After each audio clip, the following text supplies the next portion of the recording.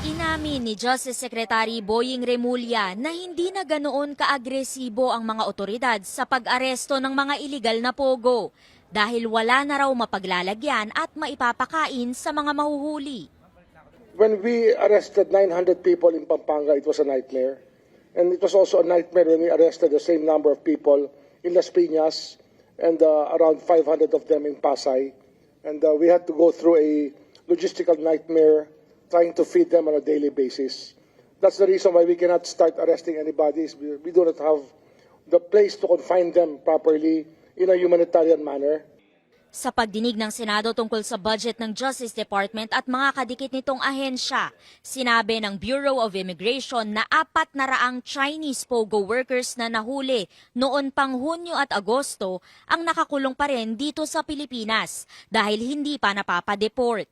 Hinihintay pa raw kasi ang travel documents mula sa gobyerno ng China. Reklamo ni Remulla. When we seek the assistance of the People's Republic of China for this, they don't necessarily rush to our aid to document these people. They take their sweet time, sir. Sometimes the words that they use are not very accommodating to our requests. And I found it very offensive when they spoke to me in that manner because they are not very respectful of our country. Ayon sa mga senador, malaking gastos ang pananatili ng mga dayuhan sa ating mga kulungan. Dagdag pa sa 70 pesos kada araw na nga lang na budget ng mga preso para sa maghapong pagkain.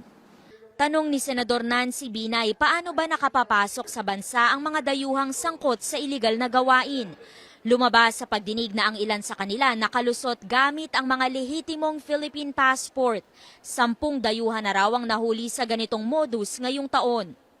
So, what was the giveaway? Pag in-interview nyo, di marunong magtagalog? Hindi marunong magtagalog. Opo. Then yung itsura.